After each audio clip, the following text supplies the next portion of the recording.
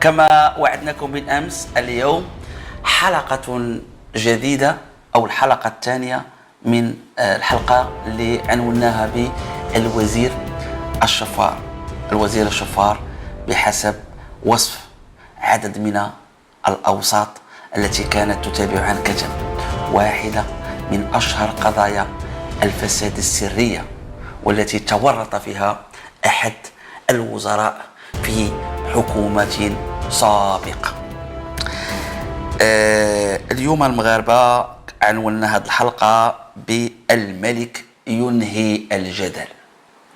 كان هناك جدال مفتعل من طرف السيد عبد اللطيف وهبي، جدل مفتعل لأنه لا أساس دستوري ولا أساس واقعي ولا أساس قانوني له. الرجل يخوض معركة لا نعرف لفائدة من ولا نعرف المصلحة، ولكن نعرف شيء واحد، وأن هذه المعركة أخطر بعشرات آلاف المليار المرة من بعض المعارك اللي يعتبروها الناس فضائح، بحال فضيحة كراطة، الفضيحة ديال الشوباني والزواج ديالو، الفضيحة ديال الوزير مول الشكلاط. فضائح هاج من أجلها الشعب. ويعني تحول الفيسبوك إلى ساحة للنقاش من أجل الشكلاط، تعقلوا الوزير ديال الحركة الشعبية، والنقاش ديال الناموسية، والنقاش ديال الشوباني والسيدة اللي تارت معاه، والنقاش ديال الكراطة. أقسم لكم بالله أخوتي المغاربة، لتصريحات وزير وهبي مع كل احترام شخصه لا أكثر فسادا من فساد ديال الوزير مول الكراطة، ولا الوزير مول الشوكولات، ولا الوزير مع الوزير، ولا كل الفضائح اللي دارت في تاريخ المغرب. إياكم تستسهلوا المغاربة هاد الشيء هذا. والحمد لله والشكر لله عز وجل، وجدنا رئيس الدولة الملك محمد السادس ينهي هذا الجدل بتصريح. والملك هو رئيس الدولة وهو رئيس الحكومة ورئيس وهبي. الملك هو الضامن لدوام الدولة واستمرارها. الملك في خطاب موجه للأمة المغربية ينهي هذا الجدل. واش المجتمع عنده الحق يحارب الفساد ولا تحارب؟ غنبدا لكم بتصريحات ديال مادام موضوع الفساد السي عزيز غالي. عزيز غالي هو رئيس الجمعية المغربية لحقوق الإنسان، تفضل بتصريحات مرعبة.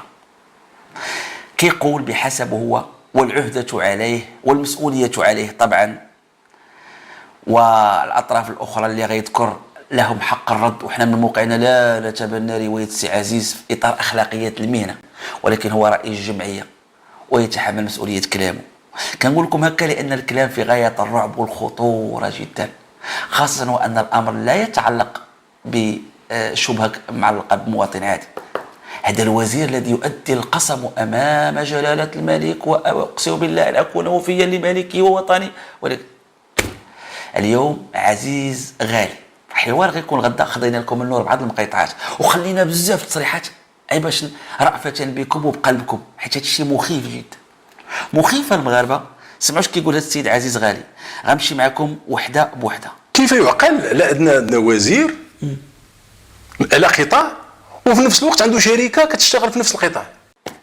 عندنا وزير كيترأس قطاع، وذاك القطاع اللي كيترأسو كاين شركه كتخدم في ذاك الدومين. بالنسبه للسي عزيز راه خدامه في نفس القطاع وخدامه. اش كيقول القانون في هذا الشيء المغاربه؟ واضح وضوح الشمس.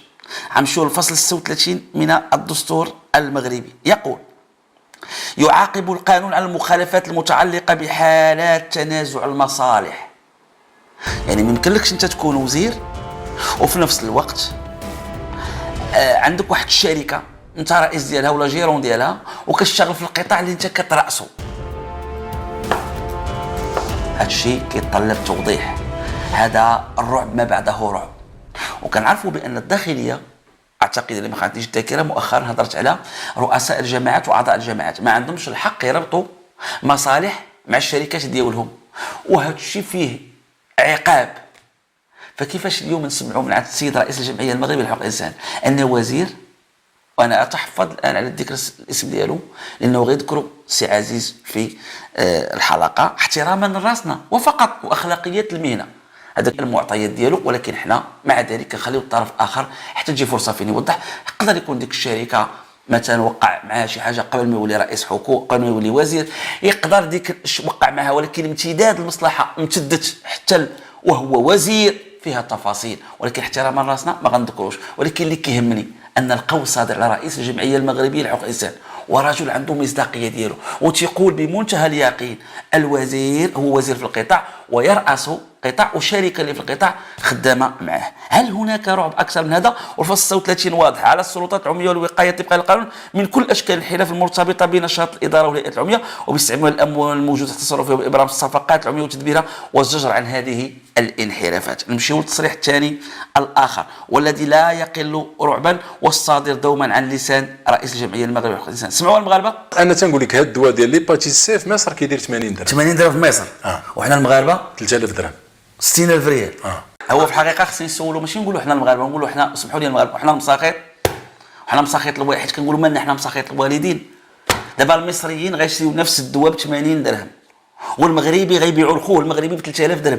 واش كاين شي عنوان ديال التعدد وديال الغطرسه وديال الفريس وديال واش بغيتوا لي المصطلحات نختار لكم المغاربه؟ هذا مصري وهذا مغربي، هذا دواء مصنعه شركه واحده، كان المصريين كيبيعوه لبعضياتهم ب 80 درهم والمغاربه كيبيعوه ب 3000 درهم. وموت يا المغربي، وشكون يحميك يا المغربي؟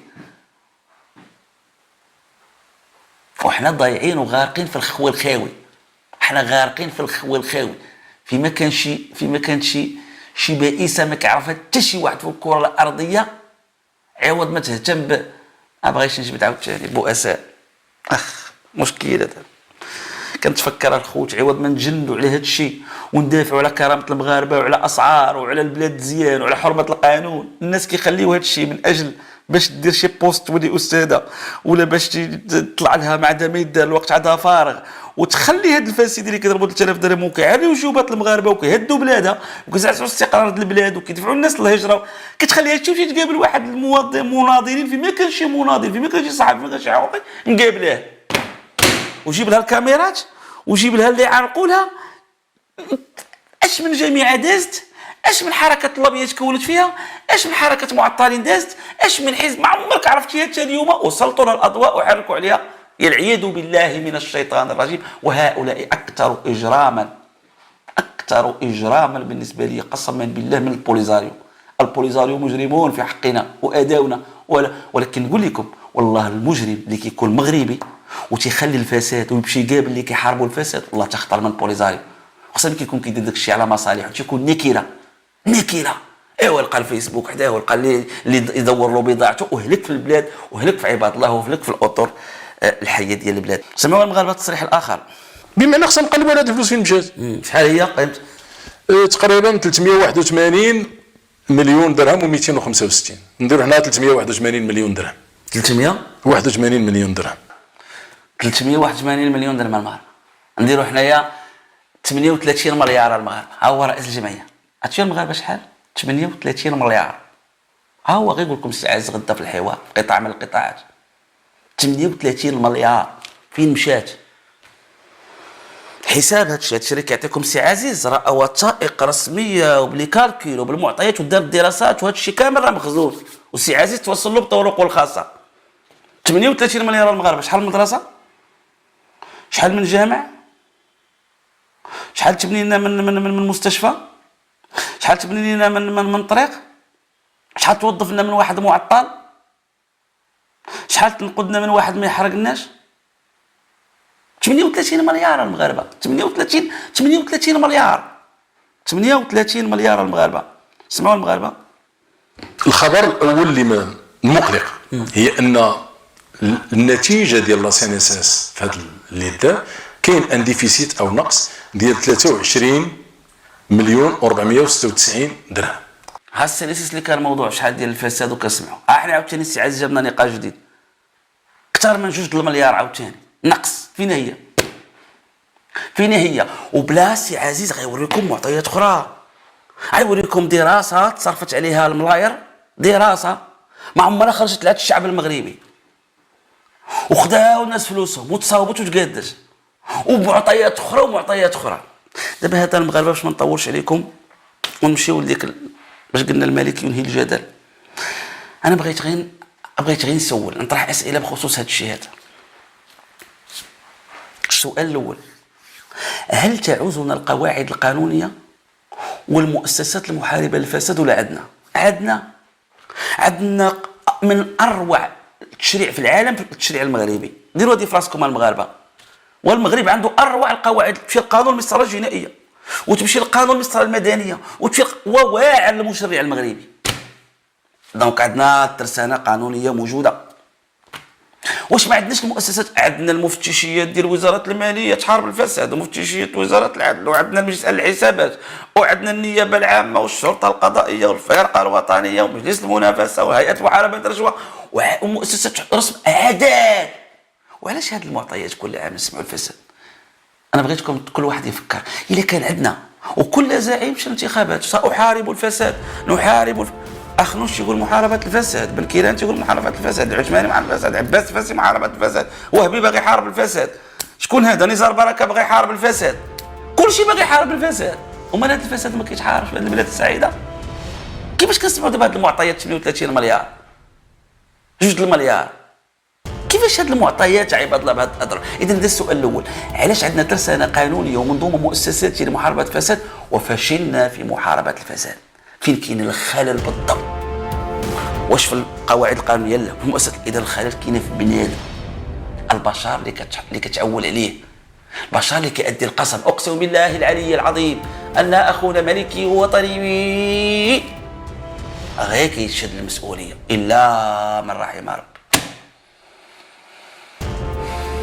الله لا لقيتيه. اذا هذا السؤال الاول. السؤال الثاني، وبغيت نستفز عقولكم المغاربه، ياك شفتوا الملاير 38 مليار 2 مليار مزيان. هذا شنو كيقتضي؟ كيقتضي تعزيز منظومه الشفافيه وتعزيز المنظومه محاربه الفساد بالقواعد القانونيه الجديده وكذا. شنو عندنا في الواقع؟ السحب القانون ديال الاطار غير المشروع. واحد القانون اللي غيعاوننا على هذا الشيء اللي يقول عزغاني وهما عاد حيدوه، بمعنى انه هناك اراده حقيقيه للاستمرار في الفساد. هذه الاشاره الاولى. عوض ما نشوفوا شي كيقول غالي، خاص يكون نعزو ونعدو من الادوات ديال التدخل ومن الفاعلين لمحاربه الفساد. شنو عندنا في الواقع؟ جا عبد اللطيف وهبي وازي قال لك لا سيدي، الجمعيات ما ديرش محاربه الفساد، الحارب الفساد غير وزاره الداخليه بوحديتها هي اللي دير الشكايه. المغاربه اللي قدموا درس للعالم في الربيع العربي الامازيغي وقلنا استثناء، وخرجوا واختاروا يوصلوا صوتهم في اطار سلمي وحضاري، وحافظوا على مؤسساتهم وعلى استقرار بلادهم، وظهروا بحضاره وانتزعوا واحد الدستور فيه مكاسب دستوريه وفيه المجتمع المدني. جابوك وهبي قال لهم لا صوت يعلو على صوت وزاره الداخليه. وزاره بوحماد بغى يرجعنا لعند بوحماد وزاره. راحتكم المغاربه عندكم تعتبروا داكشي ديال الشوباني محمد اوزيل الكراطه وقسما بالله اخطر وزير داز في حيث الفساد. ماشي كنقول هو فاسد السي وهبي، انا والله ما نقولها، كلامه من حيث الفساد ويؤسس هو هذا الشيء هذا ديالو. راه ما كنجوش حنا باغيين غنهضروا ولا راه كنقول لكم المغاربه تحملوا مسؤوليتكم. انا صحافي درت اللي عليا انا والشرفاء في هذه البلاد. اليوم الشعب المغربي خصو يتحمل مسؤوليته في اطار القانون في اطار الدستور. ها المعارك الحقيقيه اللي خصكم تهضروا عليها، ها الحق ها ولادكم، ها المغرب. انا بغيتي توقف بلاد قويه ضد اسبانيا وضد بوليزاري وضد كذا، ها باش كتبنى البلاد؟ لان مخرب البلاد هو الفساد. كيفاش انت تقول لي وزاره؟ انا نجيك في الاخر باش قلنا الملك ينهي الجدل، تقول لي انت يا الداخليه بوحدها اللي غدير الشكايه والمواطنين ما يديروش الشكايه والجمعيات ما ديرش الشكايات. وبناء علاش قلنا انه لا يمكن تقديم شكايه الا من طرف السيد وزير الداخليه، هو اللي كيعرف الحساب. عندنا معطيات، عوض ما نعزوا ونقوي ونعدوا اسيدي الداخليه دير شكايه وانا ندير الشكايه، وما كرهناش حنا تونس تجي دير لنا الشكايه بالفساد في المغرب. والله اسيدي ما نكره بريطانيا دير بريطانيا تعيط الناس الحكومه المغربيه تسيق الاخبار وتقول لهم عندكم واحد الفساد في المغرب، ما فيها عيب. ما تدخلناش غير في شؤوننا اللي ما عرفت كيف دايره، ولا وراونا شي فاسد. انا ما كرهتش الجنون يديروا الشكايات. فين عندك انت المشكل باغي تحصر الشكايه؟ عفوا انت مالك خايف من الناس؟ مالك خايف من الناس؟ وغنقول لك واحد الكلمه دابا انت اللي كتقول، هو رئيس الدوله الملك محمد السادس كيقول الفساد كاينه في انتخابات وكاينه في بعض الاداره وفي بعض القضاء. يلا حكي غندير دابا المغاربه. رئيس الدوله الملك محمد السادس، نخليك تسمعها قبل ما نقول لك الملك كيفصل بيناتنا في هذا الجدل. ها انتم المغاربه سمعوا الملك شنو كيقول. كما أن مفهومنا للسلطة يقوم على محاربة الفساد بكل أشكاله في الانتخابات والإدارة والقضاء وغيرها. كي غنكتب بالاداره دابا المغاربه بعض الجماعات اللي كتعرف ما كتلقاش مثلا ربما شي علاقه مشبوهه بين القائد وبين رئيس الجماعه. دابا كاع الفاسدين في الجماعات، الولاة والعمال والقيود كيديروا لهم شكايات. دابا انا عا كنسول، ما كايناش شي وحدين كتعرفوا فاسد وما كاينش اللي يدير به شكايه، ما كاينش اللي كيغطي على رئيس الجماعه. كاينين القود، كاينين العمال وولاة وقياد ورؤساء الدائره الله يعمر لهم الدار. بعض رئيس الدوله تيقول لك الفساد نحيدوه من الانتخابات والاداره، وانت اللي باغي تعطي الخدمه كلها للداخليه. علاش؟ والداخليه ما بغاش تفضح؟ علاش مالك تبقى شادانا حنا راهنا الداخليه. دابا الداخليه تنظم انتخابات وتنظم الطريق وتحارب الفساد. كلشي غديروا وزاره الداخليه ياك، كلشي غديروا وزاره الداخليه. عندي واحد السؤال اخر في غايه الاهميه. دابا حنا عاوتاني ملي كنقولوا غنديروا مشاريع ديال الاوراش وغنديروا الحمايه الاجتماعيه للمغاربه، منين غنجيبوا الفلوس على المغاربه؟ الا كنا كنسمعوا كما كيقول السي عزيز الزغالي 38 مليار جوج المليار الملاير. انا هذا السؤال كنوجهه كذلك لذوي الالباب في هذه البلاد. كيفاش كنطرحوا مشاريع كبيره كتتطلب ميزانيه ماليه ضخمه وحنا عندنا الفلوس كتضيع قدامنا بالعلالي، وكاين تلكؤ وكاين تقاعس وكاين ضعف وكاين رخاوه تجاه محاربه الفساد، وحنا كنقولوا اوراش وكنقولوا الحمايه الاجتماعيه، وهذا الشيء كيطلب فلوس. كي غنديروا نوفقوا بين هذه العمليه؟ السؤال الاخر والذي ما كيقلش اهميه، كيفاش حنا كنتسلفوا من صندوق النقد الدولي والمؤسسات الماليه كنتسلفوا الفلوس؟ وملي كنتسلفوا الفلوس معناه كنمسوا السياده المغربيه، كنرهنوا سيادتنا. راه ما كاينش واحد كيسلفك فابور. اي واحد عطاك 4 ريال عرف راه غيدير لك اضعاف وعرف راه غيدخلك في شؤونك الداخليه. يقول لك دير لي هذا المشروع التنموي، دير لي هذا المشروع الاستعجالي، دير لي هذا الميثاق الوطني للتربيه والتكوين، دير لي هذه، خلص لي هذه، بيع لي هذه. كيفاش هاد الفلوس كنتسلفوها وبالمقابل كنسمعوا هاد الملايير كيتسرقوا بهاد الطريقه من الطرق؟ كنوصل دابا لهاد الفكره ديال قلنا ان الملك فصل بيناتنا مزيان. شنو قال هو السي وهبي؟ قال لك الدوله اللي غتحارب القانون غتحارب الفساد. وبناء علاش قلنا انه لا يمكن تقديم شكايه الا من طرف السيد وزير الداخليه، هو اللي كيعرف الحساب. وزاره الداخليه دير شكايه، جهه واحده. الاستاذ قال لك الدوله. سمعوا اش كيقول هذا رئيس الدوله الملك محمد السادس، سمعوا. وهنا يجب التأكيد أن محاربة الفساد لا ينبغي أن تكون موضوع مزايدات. محاربة الفساد السي وهبي ما خصهاش تكون موضوع مزايدات. اسمع اسمع اسمع اسمع اسمع اسمع. ولا أحد يستطيع ذلك بمفرده. ولا أحد يستطيع ذلك بمفرده. اسمع الرئيس الدولة اش كيقول. محاربة الفساد ما خصهاش تكون موضوع مزايدة، وما يقدرش شي واحد يحارب الفساد في المغرب بوحده. نعاودها لك لأهميتها، اسمع مزيان. وهنا يجب التأكيد أن محاربة الفساد لا ينبغي أن تكون موضوع مزايدات، ولا أحد يستطيع ذلك بمفرده. واو، حتى واحد ما يقدر يحارب الفساد بمفرده. ودابا كنوصل للكلمة ديال الفصل، كتسمى الضربة ديال الكاو. الملك محمد السادس يؤكد على أن محاربة الفساد ماشي بوحدها الدولة، وملي كنقولوا الدولة زعما المؤسسات القضائية ولا الإدارية ولا الداخلية بوحدها، الشعب المغربي كله مطالب بمحاربة الفساد. اسمع ماذا يقول الملك السي عبد اللطيف وهبي. اسمع هذه الكلمة مزيان، اسمعها مزيان. فمحاربة الفساد هي قضية الدولة والمجتمع. نعاودها لك عاوتاني من الاولى. فمحاربه الفساد هي قضيه الدوله والمجتمع. اسمع مزيان.